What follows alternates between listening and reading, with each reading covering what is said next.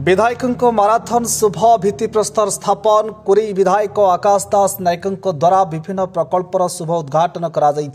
Korei block अंतर्गत गोलैपुर ग्राम पंचायत रे ओडिशा सरकार 7टी विभाग 7टी प्रकल्पर शुभ भित्तिप्रस्तर स्थापन विधायकों को बाइक जोगे विशाल शोभायात्रा नहीं रामपुर सगड़ी ग्राम्य उन्नयन विभाग तरफ 3 कोटी 25 लाख टंका व्यय अटकल सगड़ी नरपदा पर्यंत रास्ता निर्माण शुभ भित्तिप्रस्तर स्थापन करा सहित बड़ त्रिलोचनपुर जलसंपद विभाग तरफ 8 कोटी 47 लाख टंका व्यय बराद्रे खरस्रोता नदीबंधर बाम पार्श्व नदीबंध सुदृढ़ीकरण शुभ भित्तिप्रस्तर स्थापना और 1 कोटी 50 लाख टंका व्यय मसूदपुर प्राथमिक स्वास्थ्य केन्द्र नूतन गृह निर्माण शुभ भित्तिप्रस्तर स्थापन शिलान्यास शिलान्यास कार्यक्रम में विधायकों हजार हजार बीजेपी कर्मी सामिल होता देखा मिलता।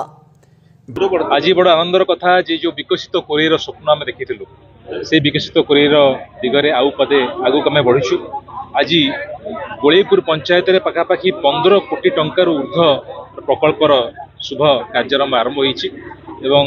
ये अनुक्रम वर्तमान बड़ त्रिलोचनपुर एक पत्थर पैकिंग कार्य जहाँकि बन्या दायरु ये पंचायतवासी को रक्षा कर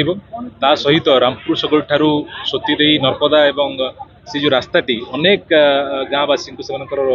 रास्ता सुजोग दब ता सहित शाहपुर पीएससी जहाँकि अनेक पंचायत से पीएससी पर निर्भरशील से पीएससी नूतन बिल्डिंग आज शुभ कार्यक्रम आरंभ हो ये आरंभ मात्र धन्यवाद देवी राज्य सरकार को आम प्रिय मुख्यमंत्री मोहन चरण माझी को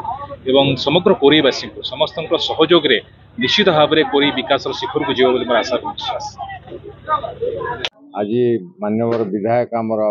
कोरेईर श्रीजुक्त आकाश दास नायक ये मसूदपुर स्वास्थ्य केन्द्र ठारे जो भित्तिप्रस्तर स्थापन कले नूतन गृहर आवश्यकता थिला। एटी बहु लोक 3टी निर्वाचन मंडल लोक मैंने उपकृत होउछन्ती।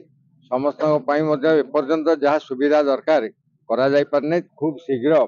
करने विधायक प्रचेषा जारी रखिंट एवं खूब शीघ्र ता पूरण हम एवं अन्य जो कार्यक्रम रही सब नदीबंध विभिन्न कोरेईर आज दिन में गोलैपुर पंचायत 15 कोटी भली टंकार सब भित्तिप्रस्तर शुभ भित्तिप्रस्तर स्थापन कराला। आगामी दिन जहाँ आवश्यक ताकू करा।